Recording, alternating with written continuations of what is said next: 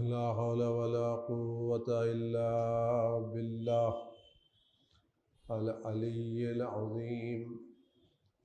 أعوذ بالله السميع العليم من الشيطان اللعين الرجيم. بسم الله الرحمن الرحيم.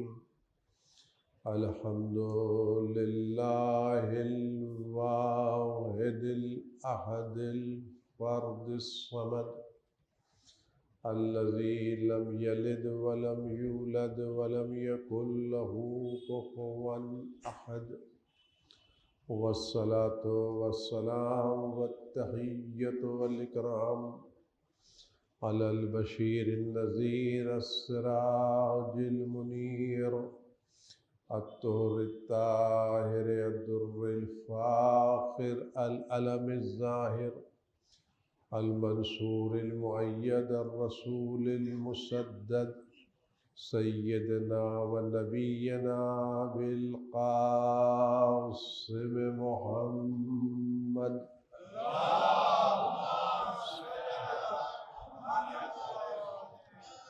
وعلى آله الطيبين الطاهرين المعصومين المظلومين الذين أذهب الله عنهم الرجس وطهرهم تطهيرا.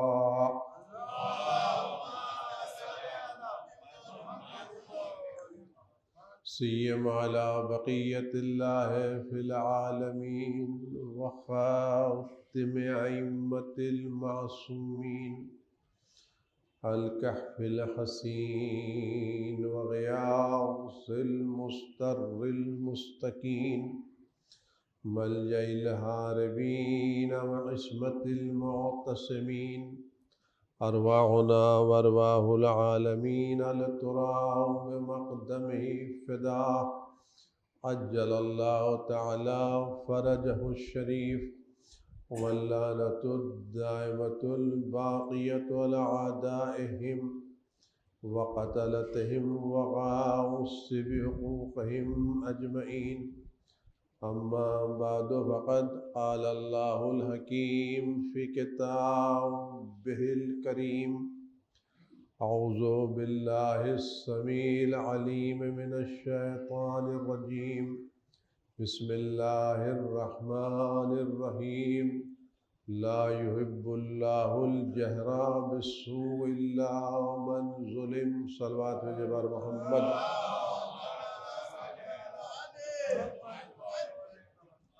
خداوند عزیز غفار رحمان الرحیم کریم ارحم الراحمین ہمارے امام وقت حضرت حجت ابن الحسن عسکری صلوات اللہ السلام علیہ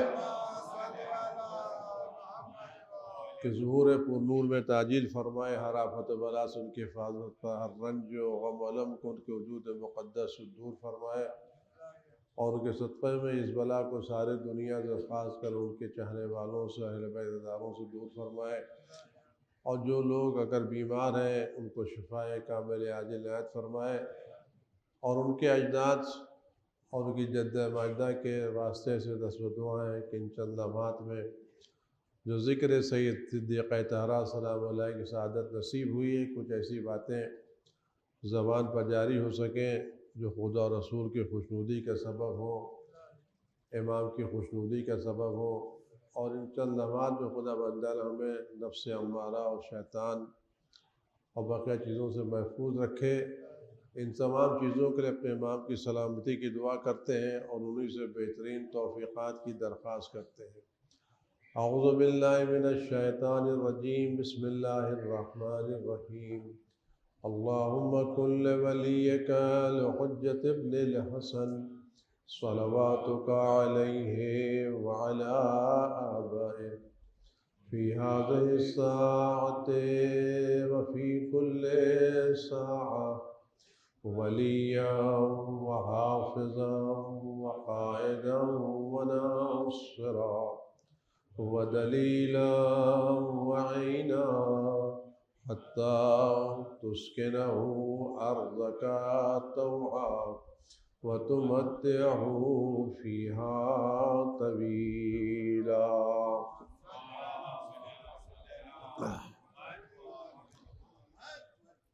عزیزان گرامی، آپ خدمت گزارش کی تھی، خداوند عالم یہ نہیں چاہتا کہ کسی کی برائیاں بیان کی جائیں، لیکن خداوند عالم اس بات کی اجازت دی ہے کہ جس پر ظلم کیا گیا ہے وہ اپنے ظلم کو بیان کرے، اور اس پوری کائنات میں اہل بیت سے بڑھ کے کوئی مظلوم نہیں ہے، اور اہل بیت میں بھی دو شخصیتیں، جو تو سبھی اہل بیت میں مظلوم ہے، لیکن ایک جناب سیدہ کی شخصیت، ایک مولائے کائنات کی شخصیت، اور ایک امام حسین کی شخصیت، ان پر مظالم زیادہ ہوئے ہیں۔ اور اگر یہ بات کہی جائے کہ ظلم نہ بیان کیا جائے اور ظالموں کے چہروں کو بے نقاب نہ کیا جائے، تو ہمیں قرآن کی بہت سی صورتیں نہیں پڑھنا چاہیے۔ جناب موسیٰ کا ذکر کرنا چاہیے، فرعون کا نہیں۔ جناب ابراہیم کا ذکر ہونا چاہیے، نمرود کا نہیں۔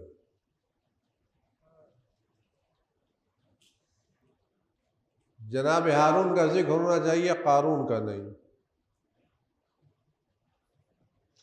جناب نوح کا ذکر ہو، جناب لوط کا ذکر ہو، ان کی قوم نے جو ستایا اس کا ذکر نہ ہو۔ تو اگر قرآن کریم جناب موسیٰ کے ساتھ ساتھ فرعون کا ذکر کرتا ہے، اس کا مطلب سنت قرآن یہ ہے کہ مظلوم کے فضائل بیان کیے جائیں، ظالم کا ظلم بیان کیا جائے۔ اب میں جملہ آپ سے عرض کروں، اگر قرآن کریم جناب صدیقہ طاہرہ کی شہادت کے بعد نازل ہوتا، جیسے قرآن کریم جناب موسیٰ کے بعد نازل ہوا، تو جناب موسیٰ کے ساتھ ساتھ فرعون کے مظالم کا تذکرہ، جناب ابراہیم کے ساتھ ساتھ نمرود کا تذکرہ، جناب صالح و شعیب کے ساتھ ساتھ ان کے قوم کے مظالم کا تذکرہ، تو اگر یہ قرآن زہرا کی شہادت کے بعد نازل ہوتا تو جناب زہرا کے فضائل کے ساتھ ساتھ ان کے ظلم کا بھی تذکرہ ضرور ہوتا۔ تو جس طرح سے جناب موسیٰ کے ساتھ ساتھ فرعون کے ظلم کا تذکرہ قرآن کی داستان ہے، اور یہ کسی طرح سے اسلامی مزاج کے خلاف نہیں ہے، تو جب معمولی ظلم پر قرآن بیان کر رہا ہے تو جس کے ظلم سے قلب پیغمبر متاثر ہو اور جس کے ظلم سے پوری کائنات متاثر ہو، اس پر ہونے والے مظالم کا تذکرہ کیا سنت قرآن نہیں ہے کیا؟ قرآن دونوں چہروں کو پیش کرتا ہے، انبیاء کے چہرے کو بھی پیش کرتا ہے اور دشمنان انبیاء کے چہرے کو بھی پیش کرتا ہے، اور یہ دونوں چہروں کا پیش کرنا لازم و ضروری ہے۔ لیکن جب تک یہ دونوں چہرے واضح نہیں ہوں گے، انسان کا امتحان نہیں ہوگا۔ یعنی کہ آج قرآن میں جناب موسیٰ کے ساتھ ساتھ فرعون کا تذکرہ نہ ہوتا تو ہمیں کیا پتہ چلتا ہے کہ آج کے دور میں کس سرمایہ دار کے مزاج میں فرعونیت پائی جاتی ہے، اور کس حکمراں کا مزاج فرعونی مزاج ہے۔ تو جناب زہرا کے تذکرے کے ساتھ ساتھ ان مظالم کا ذکر ضروری ہے تاکہ ظالموں کے چہرے لوگوں کی تعویلات سے چھپائے نہ جا سکیں اور لوگ ان کے چہروں کو اچھا بنا کے پیش نہ کر سکیں۔ جناب صدیقہ دہرہ حضرت فاطمہ الزہرا صلوات اللہ سلام علیہا کے بارے میں نے کل عرض کیا تھا کہ پیغمبر فرمایا میری یہ روح ہے جو میرے دو پہلو میں ہے۔ حقیقت انسان بدن نہیں ہے، حقیقت انسان روح ہے۔ کیوں؟ اس لیے کہ بدن بدلتا رہتا ہے اور روح وہ ہے جو باقی رہتی ہے، اور بدن جو بھی کام کرتا ہے وہ روح کی بنا پر کرتا ہے۔ تو جناب زہرا پیغمبر کی صرف روح نہیں ہے، جناب زہرا روح رسالت ہے، جناب زہرا روح نبوت ہے۔ اور جیسا میں نے عرض کیا تھا کہ جناب زہرا قلب رسالت ہے، تو قرآن قلب زہرا پر نازل ہوا ہے، اور جناب زہرا کی معرفت قرآن کریم کے پڑھنے میں آپ غور کریں کہ جناب زہرا کیا ہے۔ ہم نے واقعاً معصومین کو جس طرح سے سمجھنا چاہیے اس طرح سے سمجھا نہیں ہے۔ جناب زہرا واقعاً اس پوری کائنات میں منفرد ہے اپنی شخصیت کے اعتبار سے۔ کوئی بھی جناب زہرا کے برابر کا نہیں ہے۔ میں یہ جملہ خطابت کی بنیاد پر نہیں کہہ رہا ہوں، یہ جملہ حقیقت کی بنیاد پر کہہ رہا ہوں، اور اس جملے کی بنیاد ہے قول پیغمبر، اور میں عرض کر چکا ہوں زبان پیغمبر سے حقیقت کے علاوہ کچھ ظاہر نہیں ہوتا۔ پیغمبر روایت ہے یا علی اگر تم نہ ہوتے تو فاطمہ کا کوئی ہمسر نہ ہوتا۔ بات اگر یہاں پر تمام ہو جاتی تو شاید یہ سمجھ میں آتا کہ جناب فاطمہ زہرا کے زمانے میں کوئی جناب فاطمہ زہرا جیسا نہیں تھا۔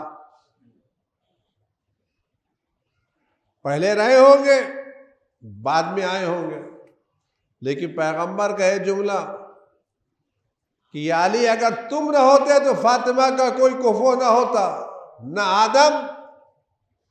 آدم کے علاوہ کوئی اور۔ یہ کون جملہ کہہ رہا ہے؟ یہ جملہ وہ کہہ رہا ہے جس کی نظر میں اول سے لے کے آخر تک سارے انبیاء موجود ہیں۔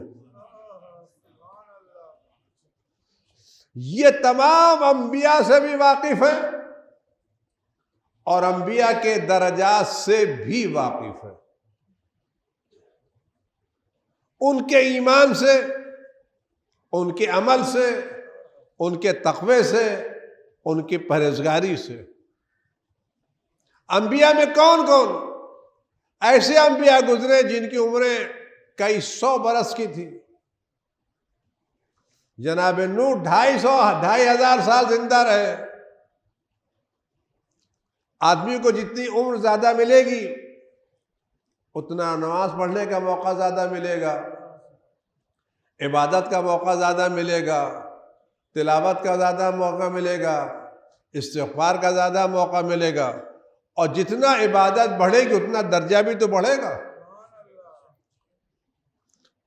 جس کی عبادتیں زیادہ اس کے درجات بھی زیادہ، اور جس نے مصائب زیادہ برداشت کیے اس کے بھی درجات زیادہ۔ جناب نوح نے مصائب بھی زیادہ برداشت کیے اور بھی اچھی خاصی پائی تو ان کے درجات اور بلند ہیں۔ لیکن پیغمبر فرمایا کہ ساری انبیاء کی داستان پیغمبر کی نگاہوں کے سامنے ہے، اس کے بعد پیغمبر فرماتے یا علی اگر تم نہ ہوتے تو فاطمہ کا کوئی ہمسر نہ ہوتا، نہ آدم کے علاوہ کوئی اور۔ اس کا مطلب یہ ہے کہ سارے انبیاء کا ایمان جناب آدم سے لے کے جناب عیسیٰ تک ملا کر کے ایک پلے میں رکھ دیا جائے اور جناب زہرا کا ایمان رکھا جائے تو زہرا کے ایمان کا پلہ کل انبیاء کے ایمان سے بھاری نظر آئے گا۔ ایک صلوات بھی بر محمد والے محمد۔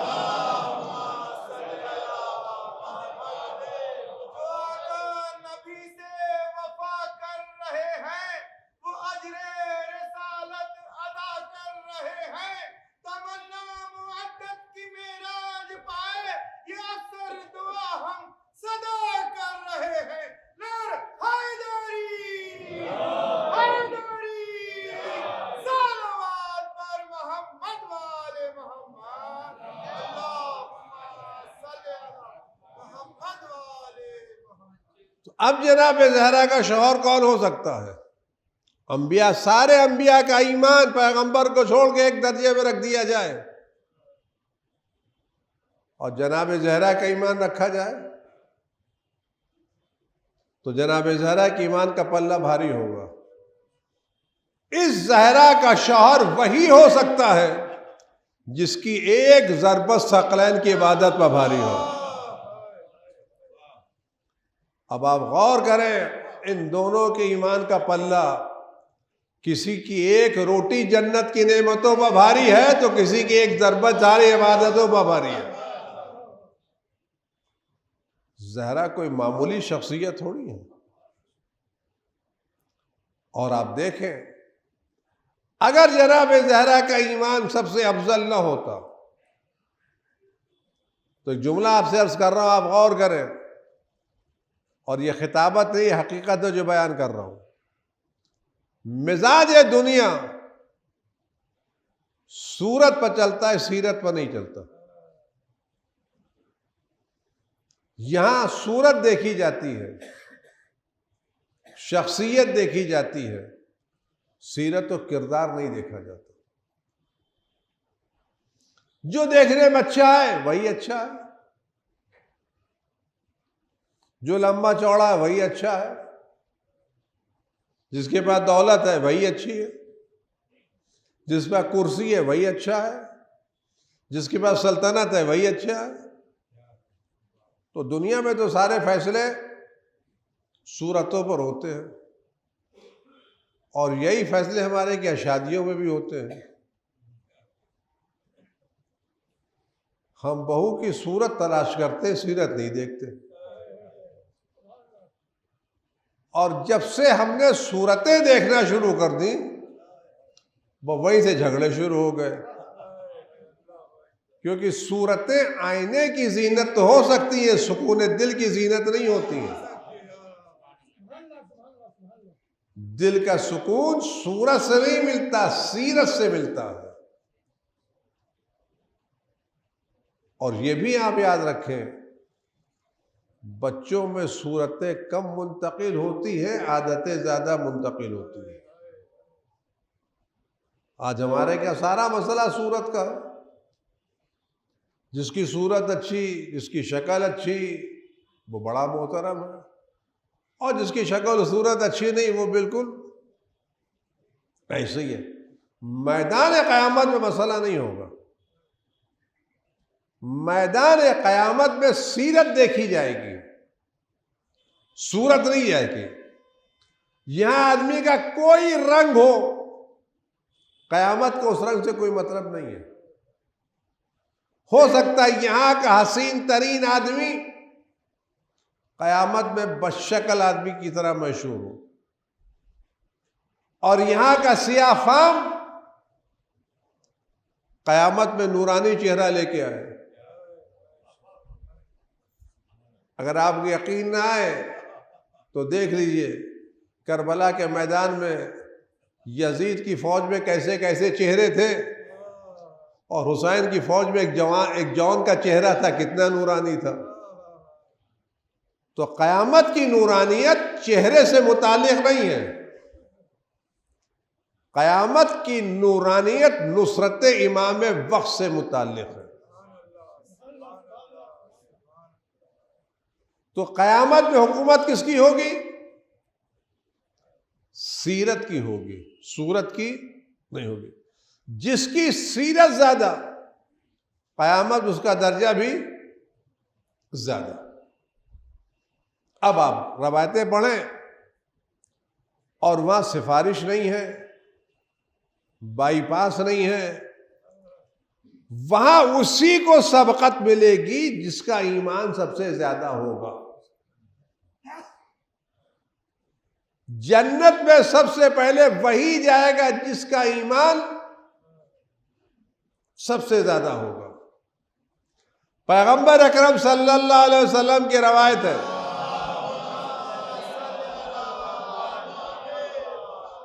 اور اس روایت کو اہل سنت کے علماء نے بھی نقل کیا ہے کہ فرماتے ہیں کہ سب سے پہلے جنت میں میری بیٹی مجھ سے ملاقات کرے گی.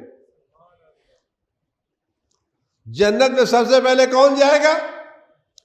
پیغمبر فرماتے ہیں میری بیٹی فاطمہ. تو جناب فاطمہ سے پہلے تو انبیاء بھی تو گزرے نہیں گزرے. جناب فاطمہ کی عمر تمام نبیوں سے کم، 18 برس کی عمر. نبیوں میں 2500 سال، 2000 سال، 100 سال، 300 سال. تو جس کی عمر زیادہ ہے اس کا عمل بھی زیادہ ہے، سجدے زیادہ ہیں، رکوع زیادہ ہے، عبادت زیادہ ہے، تو اس کا درجہ زیادہ ہونا چاہیے. عمر کم ہے تو درجہ کم ہونا چاہیے. لیکن آپ غور کریں، کبھی مقدار کا مسئلہ نہیں ہوتا. جب چیز خالص سے خالص تر ہوتی جاتی ہے تو کم ہونے کے باوجود درجہ بڑھتا چلا جاتا ہے. آپ ایک چیز لیجیے، خالی میں مثال دے رہا ہوں، اس کا کوئی تعلق اس سے نہیں ہے. آپ کچھ ایسے بیج لائیے جس سے تیل نکلتا ہے، تو بیج آپ 2 کلو لائیے تو قیمت کم ہے. اسی سے آپ 100 گرام تیل نکالیے تو 2 کلو کی قیمت زیادہ ہے یا 100 گرام کی؟ اس کو اور فلٹر کیجئے،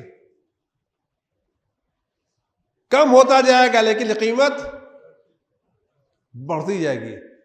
جتنا وہ پاک سے پاکیزہ تر ہوتا جائے گا اتنا قیمت اس کی بڑھتی چلی جائے گی. یہ نہ دیکھو یہ قطرہ ہے، یہ دیکھو پاک کتنا ہے. آپ غور کریں، جتنا وہ فلٹر ہوتا جائے گا، جتنا وہ خالص سے خالص تر ہوتا جائے گا اتنا اس کی قیمت بڑھتی جائے گی. اب آپ غور کریں، سارے انبیاء کی نمازیں ایک طرف، لیکن جس خلوص کے ساتھ زہرا نے 2 رکعت پڑھی ہے، اس 2 رکعت کو نہ دیکھو، اس خلوص کو دیکھو جس رکعت کے پیچھے شامل ہے. صلوات بھیجئے بر محمد و آلہ.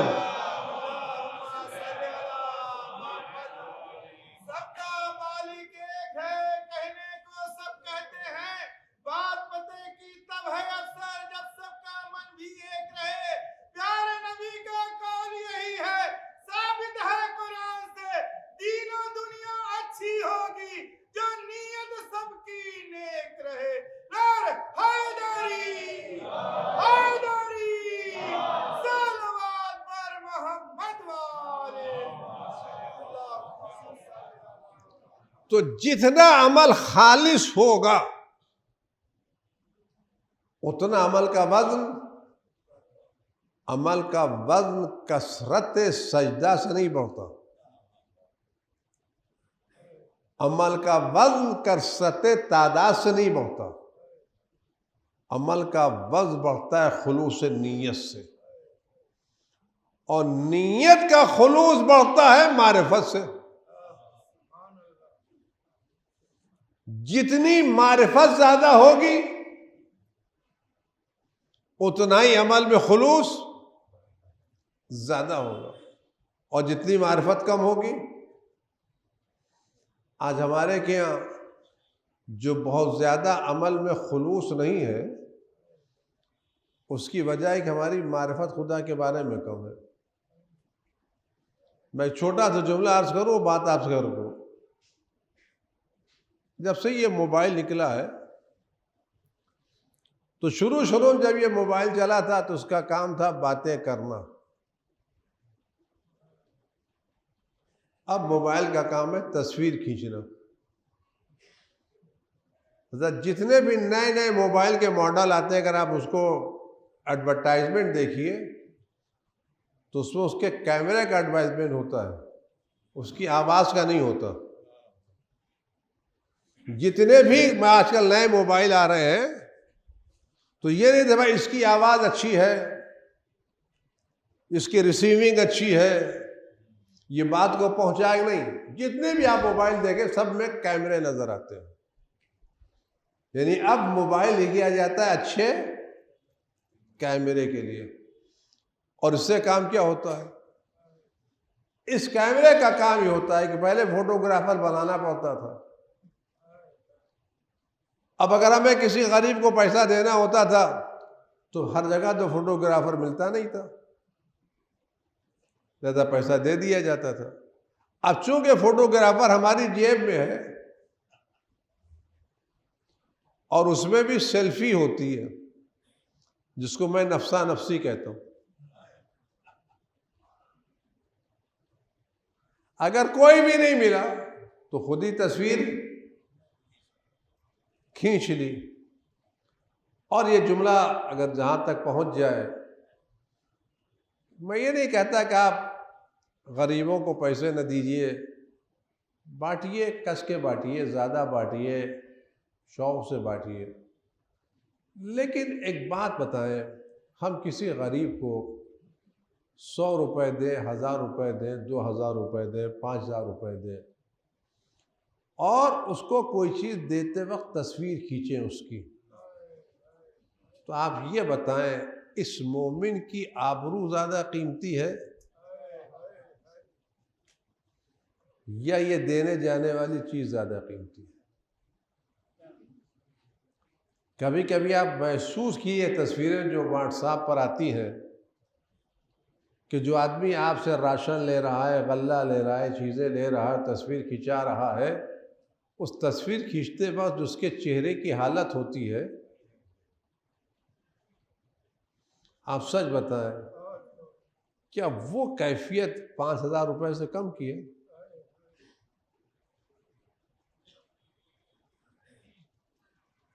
ہم نے کس کی آبرو لی ہے؟ اور یہ کیوں ہوتا ہے؟ ہمیں ان کو دکھانا ہوتا ہے جن سے پیسہ لینا ہوتا ہے. لیکن اگر یہ مسئلہ ہو جائے کہ یہ اس کے لیے دیکھ رہے ہیں جس کو کیمرے کی ضرورت نہیں ہوتی.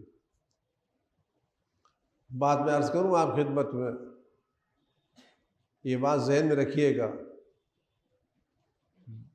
جو لوگ اس طرح کی تصویریں کھینچ کے عام کرتے ہیں اور سوشل میڈیا پر تصویریں ڈالتے ہیں، ان تصویر کھینچنے والوں کے اور بھیجنے والوں کے اکاؤنٹ میں ثواب نہیں ہے.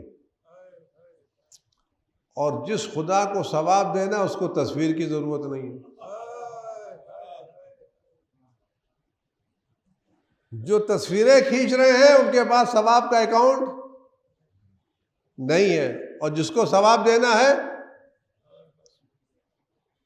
اس کو تصویریں کی ضرورت نہیں ہے. اور ہم تصویریں وہاں کھینچاتے ہیں کہ پیسہ کسی اور کا ہے، بانٹ ہم رہے ہیں، ڈونر کوئی اور ہے، تقسیم ہم کر رہے ہیں. اپنے پیسے نہیں دے رہے ہیں، دوسروں کے پیسے دوسروں کو دے رہے ہیں، لیکن اپنی پبلسٹی کرا رہے ہیں. اس کے پیچھے راز یہ ہے کہ ہمارے پاس معرفت خدا نہیں ہے. جن کے دل میں معرفت خدا تھی انہوں نے روزہ رکھ کے، دن بھر چکی چلا کر کے، شام کو روٹیاں پکائیں، لیکن جب فقیر آیا تو بغیر تصویر کھنچائے میں خود کو بھوکا رکھ کے روٹیاں دے دی، اور یہ کہ ہم اللہ کے لیے تحریر ہے، تم سے کسی مطالبہ نہیں کر رہے ہیں۔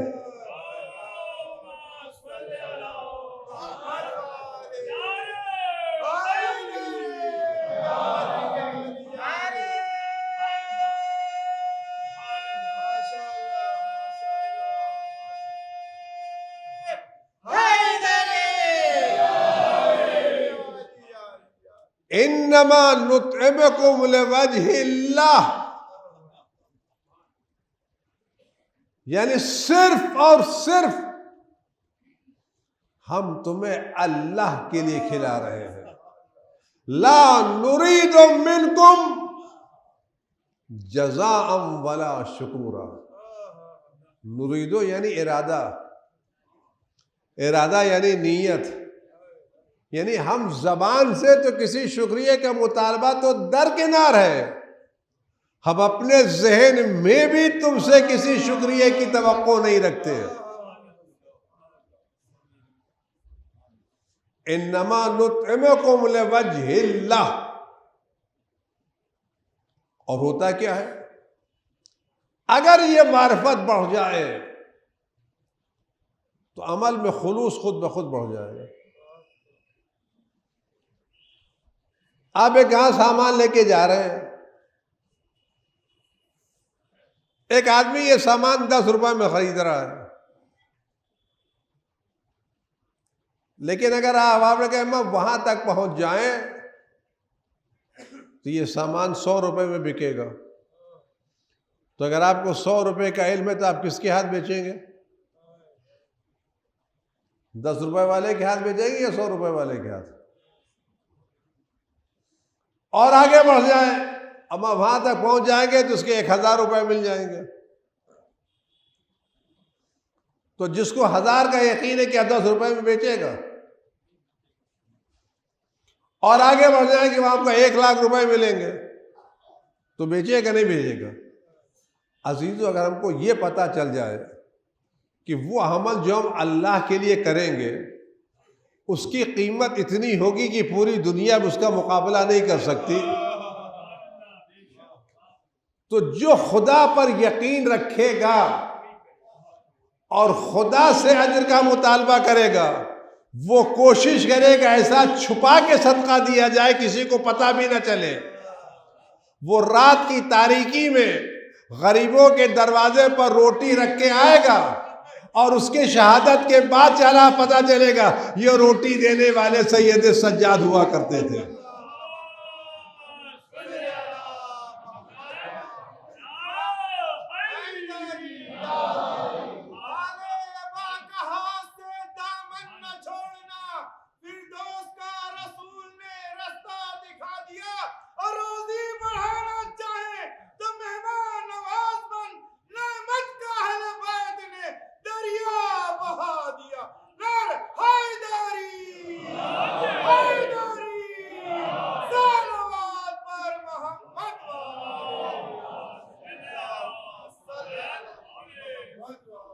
جتنی معرفت بڑھتی جائے گی اتنا عمل میں خلوص بڑھتا جائے گا۔ اور یہ بات ہم اور آپ ذہن میں، ہم سب واقعی صحیح معنوں میں اللہ اللہ کرتے تو ہیں، اللہ کو پہچانتے اور جانتے نہیں ہیں۔ خدا بندیالہ بسی اللہ اللہ کرنے بھر میں بخش دے تو کام اچھا ہے، ورنہ اگر اللہ تعالیٰ نے ہم سے پوچھ لیا کہ اللہ ہونے کا مطلب کیا ہوتا ہے تو ہم لوگ آسانی سے فیل ہو جائیں گے۔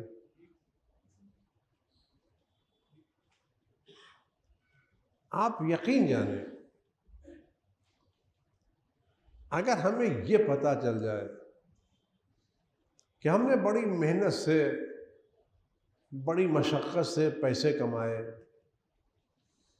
اور ہم یہ چاہتے ہیں پیسے کسی غریب کو دے، اور یہ پیسے دیتے وقت ہم نے اگر تصویر کھنچوائی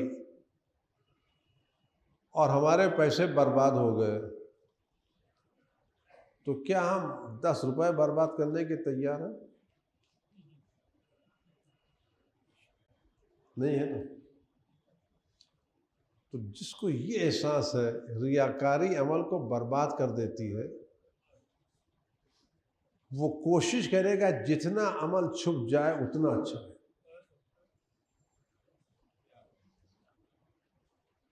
دو رکعت نماز جو انسان رات کے سناٹے میں پڑھے اور صرف خدا کے لیے پڑھے، وہ نہ معلوم کتنی نمازوں سے بہتر ہے. اہل بیت کے عمل میں جو خلوص تھا وہ معرفت خدا کی بنا پر تھا. یہ معرفت خدا میں اتنے کامل تھے کہ ان سے بڑھ کے کسی کے پاس معرفت خدا نہیں تھی. اب جناب زہرا کے تعلق سے دیکھیں، ایک بات عرض کروں، ایک صلوات بھیجے محمد و آل محمد پر.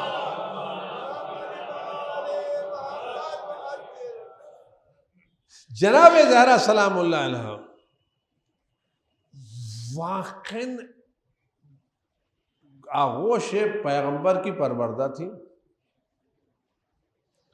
اور ان کو علم خدا نے دیا تھا. جناب زہرا نے کسی کے سامنے زانو تلمذ نہیں پھیلا، کسی ایک سے نہیں سیکھا. جو کچھ ملا یا بابا سے ملا، اور جو کچھ ملا یہ اللہ سے ملا. اور اللہ براہ راست اسی کو دیتا ہے جس میں قبولیت کی ظرفیت ہوتی ہے.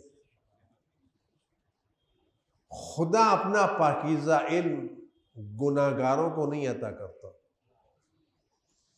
خداوند قدوس اپنا علم لامحدود ان کو دیتا ہے جن میں صلاحیت ہوتی ہے.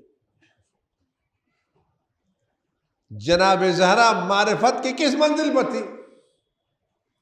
آج ہم لوگ کو اتنے دن سے مجلسیں پڑھ رہے ہیں، اگر آج بھی مجلس پڑھنے کا وقت ملتا ہے تو تیاری کرنا پڑتی ہے، سوچنا پڑتا ہے. ہم سے کھڑے ہو کے کہیے تو نہیں ہو پائے گا، کیونکہ ہمارا علم کم ہے. جناب زہرا جب خطبہ دینے گئی تھی نا تو گھر میں بیٹھ کے تیاری نہیں کی تھی.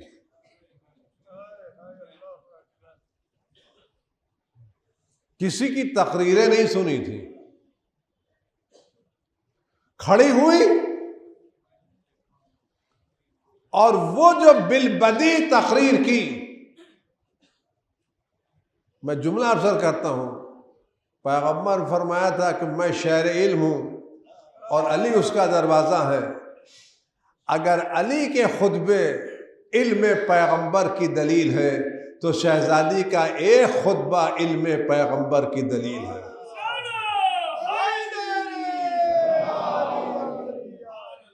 یعنی یہ بلا کہ علی کی پوری نہج البلاغہ ایک طرف، زہرا کا ایک خطبہ ایک طرف. یعنی اگر نہج البلاغہ کا کچھ مقدمہ لکھا جا سکتا ہے تو وہ زہرا کا خطبہ ہی ہو سکتا ہے. اگر آپ نہج البلاغہ کے خطبے کا انداز دیکھیں اور اس خطبے کے انداز کو جناب زہرا کے خطبے سے ملا کے دیکھیں تو آپ کو ایسا لگتا ہے جیسے ایک ہی درخت کے دو پھل ہیں، ایک ہی استاد کے دو شاگرد ہیں، ایک ہی مکتب کے دو پڑھے ہوئے ہیں. یہ میں یقین کے ساتھ کہتا ہوں. میرے ایک استاد محروم تھے، خدا ان کے درجات کو بلند کرے، بڑا باریک اور بڑا اہم جملہ فرمایا کرتے تھے کہ اگر اہل بیت کی حقانیت پر ہمارے پاس حدیث ثقلین، حدیث غدیر، ہزاروں حدیث نبی ہوتی، اہل بیت کی زبان سے نکلے ہوئے کلمات ان کی حقانیت کی دلیل تھے.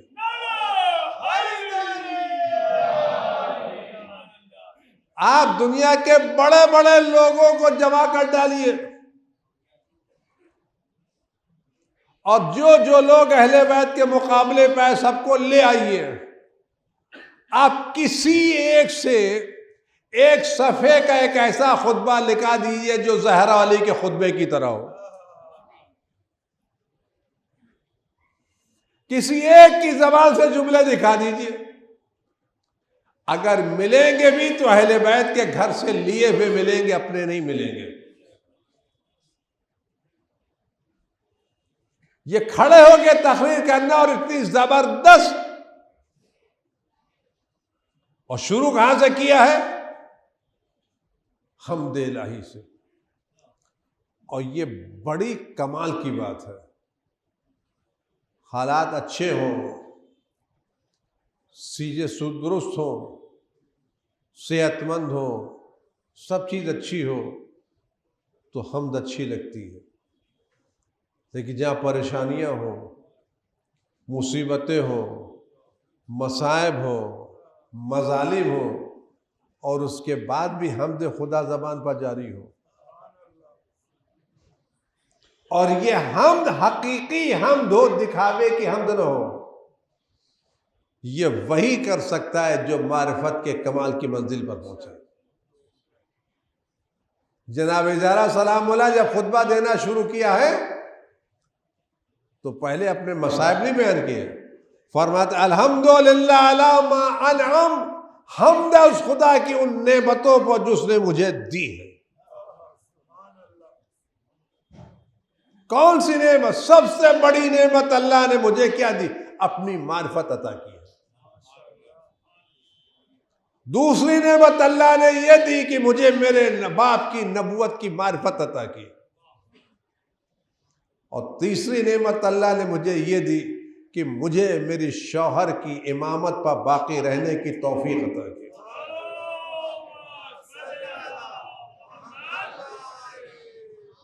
آپ یقین جانیے، میں آپ سے بھی عرض کر رہا ہوں، اور اس جملے کو بہت غور سے سنیے گا آج کے زمانے کے اعتبار سے، میں ایک پیغام ہے جو آپ تک پہنچانا چاہ رہا ہوں، اور بات سے بات نکلی اگر آپ کے کانوں تک یہ جملہ پہنچ جائے اور دل کی گہرائیوں میں آپ کے جملہ اتر جائے تو اس کو بڑا غور کیجیے گا۔ میں بہت زیادہ سوشل میڈیا سے آشنا نہیں ہوں، اور زیادہ میں دیکھتا بھی نہیں ہوں، فرصت نہیں ملتی کون لوگوں کو، لیکن جو سنتا ہوں سوشل میڈیا پر آج کل جو بحثیں ہوتی ہیں، اور خاص کر امامت کے تعلق سے جو بحثیں ہو رہی ہیں، آپ اس کو غور کیجیے گا۔ ایک بات آپ سن لیجئے، شیطان ہمارا سب سے بڑا دشمن ہے۔ یہ جنات کی شکل میں بھی ہے اور انسان کی شکل میں بھی ہے۔ یوسوس فی صدور الناس، باقی آپ نے پڑھ دیا نا بھائی، من الجنت والناس، یعنی دلوں میں جو وسوسے ڈالے ہیں یہ کچھ جنات ہیں اور کچھ انسان ہیں۔ یعنی وسوسے سے شیطان نہیں ڈالتا، کچھ انسان بھی ہیں جو شیطان کی شاگردی میں رہ کر کے وسوسے ڈالتے ہیں۔ شیطان نے قسم کیا کھائی ہے؟ شیطان نے قسم یہ کھائی ہے کہ پروردگار میں صراط مستقیم پر جم کے بیٹھوں گا اور سب کو گمراہ کروں گا۔ مجھے زیادہ تفصیل میں نہیں جانا ہے، شیطان نے یہ نہیں کہا میں ہر راستے پر بیٹھوں گا،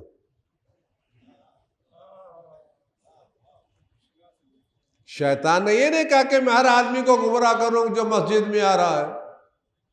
شیطان نے کیا کہا ہے؟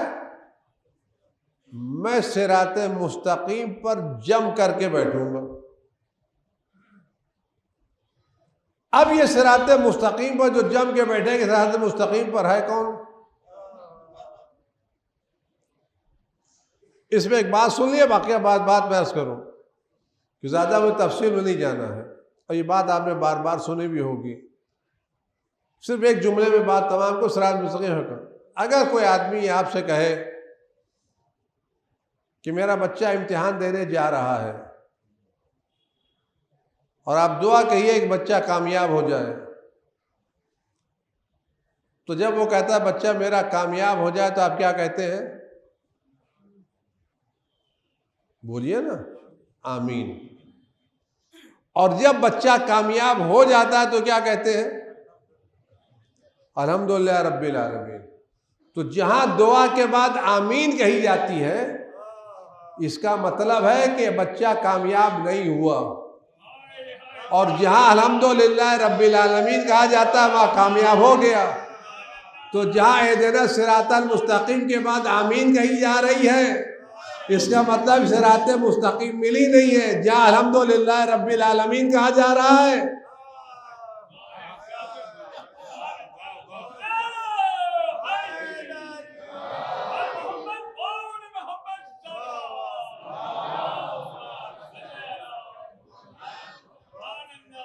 بس خالی نمازیں دیکھ لیجئے کہاں الحمد کے بعد آمین ہے اور کہاں الحمد کے بعد الحمدللہ رب العالمین ہے۔ تو اگر الحمدللہ رب العالمین صرف ہم کہہ رہے ہیں تو اس کا مطلب ہمیں صراط مستقیم مل گئی ہے۔ جب ہمیں صراط مستقیم مل گئی ہے تو شیطان کس کے پاس آئے گا؟ اور بھٹکائے گا کہاں سے؟ بھٹکائے گا کہاں سے؟ وہ صراط مستقیم پر چلنے دے گا یا ہٹے گا؟ ہم کو صراط مستقیم پر باقی رہنے دے گا یا صراط مستقیم سے ہٹائے گا؟ ہٹائے گا نا۔ اور روایتوں ملتا ہے یہ علی آپ صراط مستقیم ہے۔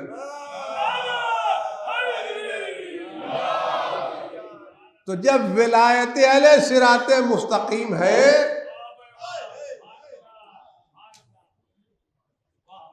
تو حملہ کس پر ہوگا؟ صراط مستقیم پر ہوگا نہیں ہوگا؟ اور ہمارے پاس سب سے قیمتی چیز کیا ہے؟ علی کی ولایت۔ تو اگر چور گھر میں آئے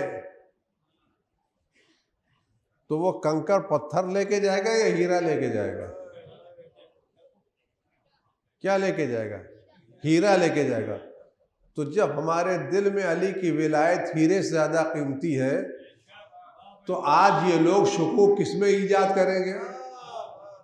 یہ نماز میں ایجاد نہیں کریں گے، یہ روزے میں ایجاد نہیں کریں گے، یہ ایجاد کریں گے ولایت علی میں۔ لہذا آج کے دور میں میری گزارش یہ ہے کہ ان دنوں میں دعا کیجئے آخری لمحات تک ہم علی کی ولایت پر ویسے باقی رہیں جیسے میثم باقی تھے۔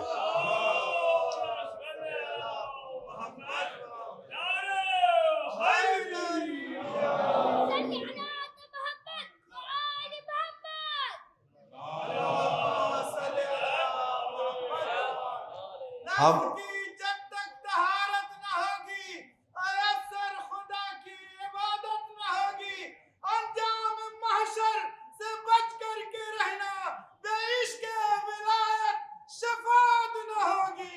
نعرہ حیدری، حیدری، صلوات پر محمد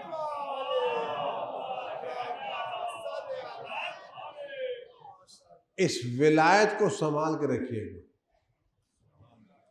اور ایک بات اور سن لیں، شیطان اتنا بیوقوف نہیں ہے کہ آپ کو دشمن ولایت بن کے گمراہ کرے۔ یہ دوست بن کے گمراہ کرے گا۔ شیطان اتنا بیوقوف نہیں ہے کہ آپ سے کہے کہ میں علی کی ولایت نہیں مانتا، مجھے علی پسند نہیں ہے۔ وہ کہے گا میں تو علی کا ماننے والا ہوں، میں تمہیں ولایت کا صحیح مفہوم بتا رہا ہوں۔ لہذا سنبھل کے رکھیے گا، اور اس میں بغیر خدا کی عنایت کے، اس کو سن لیجئے، آپ زبان پر آ گیا ہے، اس وقت تک کوئی شخص اس دور آخر الزمان میں صحیح عقیدے پر باقی نہیں رہ سکتا جب تک اپنے امام وقت سے پوری طرح سے متمسک نہ ہو، کیونکہ صرف ایک ذات وہ ہے جس کے بارے میں قسم کھا کے کہی جا سکتی ہے کہ اس کا ایک قدم کیا ایک ذرہ بھی صراط مستقیم سے الگ نہیں ہے، جس کی فکر، جس کی نظر، جس کا علم، جس کی آنکھیں سب صراط مستقیم پر ہیں، وہ صرف ایک ذات ہے۔ اس ذات سے وابستہ رہیے، اس کی سلامتی کی دعا کیجیے۔ امام زمانہ کے ظہور کے لیے بآواز بلند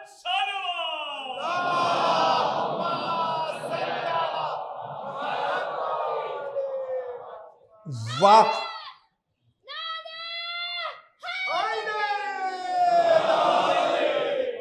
ان کے ظہور کے جتنا آپ ان کے لیے دعا کریں گے، دل سے دعا کریں گے، اتنا وہ آپ کا خیال رکھیں گے۔ ورنہ اس دور میں ولایت پر ثابت قدم رہنا آسان کام نہیں ہے۔ سب کچھ چھن جائے، جانے دیجئے، یہ ولایت اہل بیت نہ جانے پائے۔ سب سے سمجھوتا کیجئے کہ ولایت سے سمجھوتا نہ کیجئے، نہ علی کی ولایت سے سمجھوتا کیجئے گا، نہ دشمنوں کی برات سے سودا کیجئے گا، نہ اس کو بھلائیے گا نہ اس کو بھلائیے گا۔ جتنا یہ مضبوط رہے اتنا وہ بھی مضبوط رہنا چاہیے۔ بس آج کی بات یہیں پر تمام، بقیہ باتیں کل اس کروں گا، اللہ نے توفیق دی جناب زہرا کے خطبے کے تعلق سے۔ لیکن عزیز و دوستو، روایتیں کہتی ہیں کہ رسول اللہ کی شہادت کے بعد لوگوں نے جناب زہرا کو مسکراتے ہوئے نہیں دیکھا،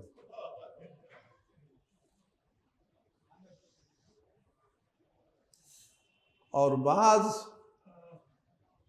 روایتیں تو یہ کہتی ہیں کہ رسول اللہ کے گھر میں رہنے والے کچھ لوگوں نے جناب زہرا کو ان کے باپ کی تعزیت بھی نہیں دی۔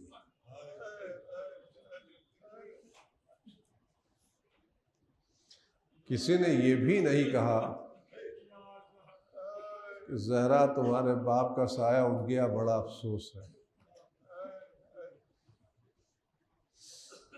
عزیزو، جب دو لوگ تعزیت پیش کرتے ہیں، آنسو بہاتے ہیں، تو غم ذرا سا کم ہو جاتا ہے۔ جناب زہرا رسول اللہ کی خدمت میں جب آتی تھی اکیلے چلی آتی تھی، گھر کا دروازہ مسجد میں کھلتا تھا، چند قدم کا فاصلہ تھا، جب بھی بابا سے ملنا ہوتا تھا گھر سے نکلتی تھی، چادر اوڑھتی تھی، مسجد میں آ جاتی تھی، کسی سہارے کی ضرورت نہیں پڑتی تھی۔ لیکن وفات پیغمبر کے بعد جب بی بی مسجد میں خطبہ دینے آئی ہے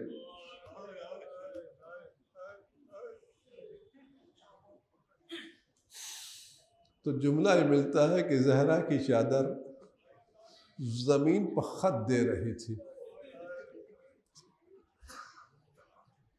کبھی آپ نے سوچا یہ جناب زہرا کی چادر زمین پر خط کیوں دے رہی تھی؟ عزیزو، اگر کسی کے قد کے مطابق کوئی کپڑا بنایا گیا ہو اور وہ سیدھا کھڑا رہے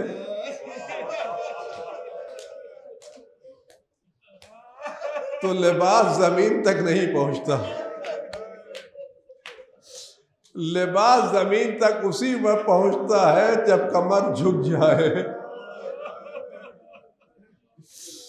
زہرا کا لباس اتنا بڑا نہیں تھا کہ زمین تک قد دے، لیکن وفات رسول کے بعد زہرا اتنا کمزور ہو گئی تھی کہ جھک کر کے چل رہی تھی، اور وہ زہرا جو اس سے پہلے مسجد رسول میں اکیلے آ جاتی تھی، روایتوں میں جملہ جب خطبہ دینے گئی تو عورتوں کے سہارے گئی، زہرا سے چلا نہیں جا رہا تھا۔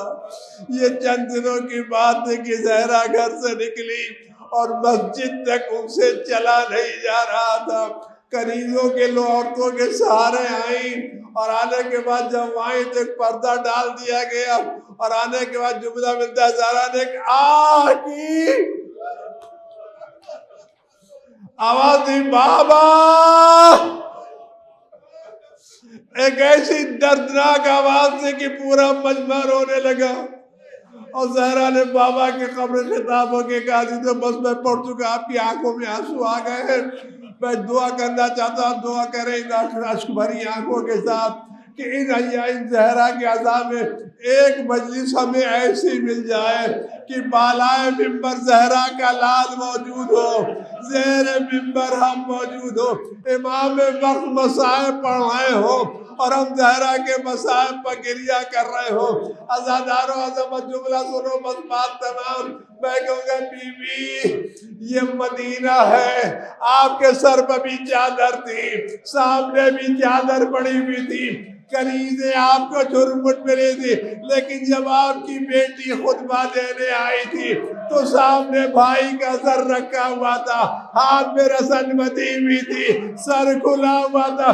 سید سجاد نے کہا یا علی، مدینے میں زہرا کو خطبہ دینا آپ کے بات تھی، لیکن شام کے بازار میں زینب کا کھلے سر خطبہ دینا یہ سید سجاد کی نگاہوں نے دیکھا۔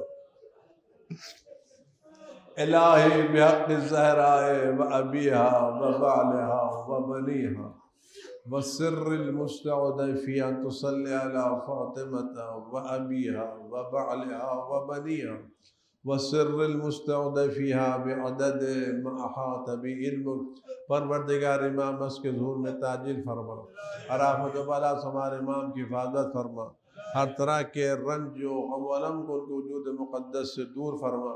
پروردگار اس مختصر سے عزاداری کو قبول فرما، اس کو ہماری آخرت کا ذخیرہ قرار فرما، قلب مقدس امام زمان کی خوشی کا سبب قرار فرما۔ پروردگار قلب مقدس امام زمان کو ہم سب سے راضی و خوشنود فرما۔ وعجل اللہم فی فرج مولا۔